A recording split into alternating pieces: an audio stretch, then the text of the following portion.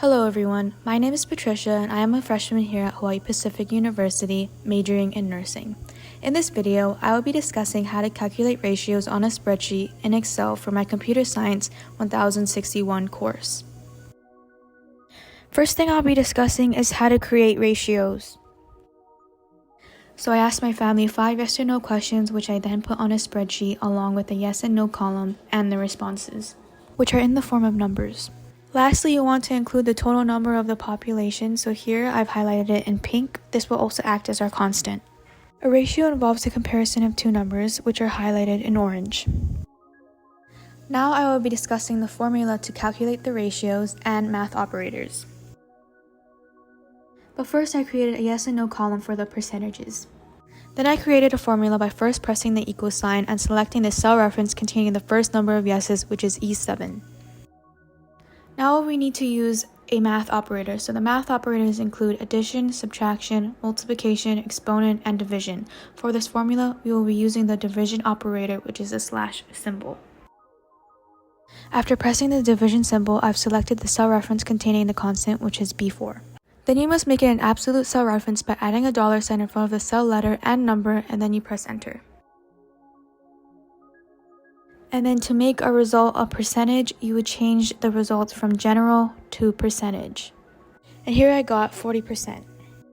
Now I will be going over relative and absolute cell references and the purpose of the fill handle. Looking back at the formula for the first number of yeses that I have highlighted in purple, we have two different cell references. E7 is a relative cell reference, so when it is copied into other cells, it will adjust and change.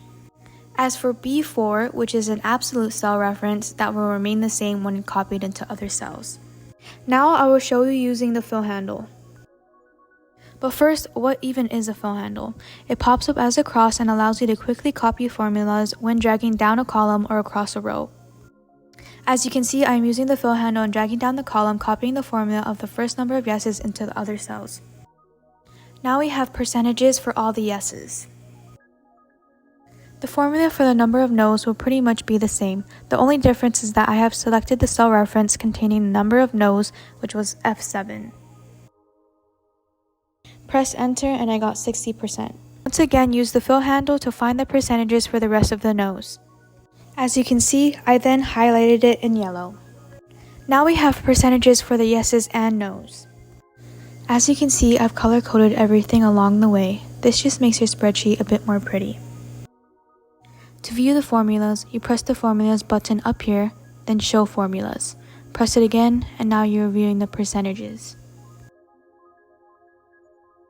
Now I will be discussing how to insert a graph and the max and minimum functions.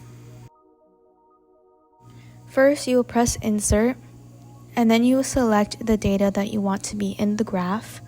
And I will be using the pie chart, so I've selected the pie chart here.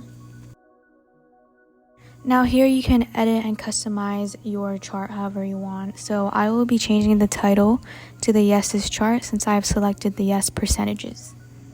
Now we know how to insert a chart. Say we wanted to find the highest and lowest yes percentage. Then we would use the maximum function, where its purpose is to find the highest number in a range. As for the minimum function, that is used to find the lowest number in a range. So now over the next few clips, I'll be going over the formulas using the max and minimum functions and the purpose of the range operator. As you can see, I've highlighted the highest percentage in purple to correspond with the yes percentages. Now we will create the formula. So first we will press the equal sign, and since we are trying to find the highest percentage, we type in max. Then open parentheses. Now you select the cell reference containing the first yes percentage, which is G7. Now we are going to use the range operator, which is the colon. But first, what is the purpose of the range operator? The range operator selects the cells between the two cells you have selected by hand.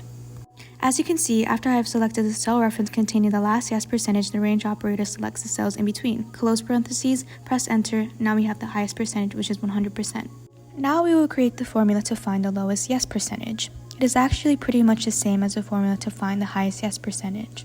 The only difference is that instead of using the max function, we will now be using the minimum function. So we will type in min, close parentheses, press enter, and our lowest percentage is 20%. Here are the formulas to find the highest and lowest yes percentage using the max and minimum function. And here are the results, showing the highest and lowest yes percentage, which is 120%. By the end of this video, hopefully you were able to gain knowledge on how to create ratios, the formula to calculate the ratios, math operators, relative and absolute cell references, the purpose of the fill handle, graphing, the max and minimum functions, the formulas using the max and minimum functions, and the purpose of the range operator. And that concludes my video. Thanks for watching and hope you enjoyed.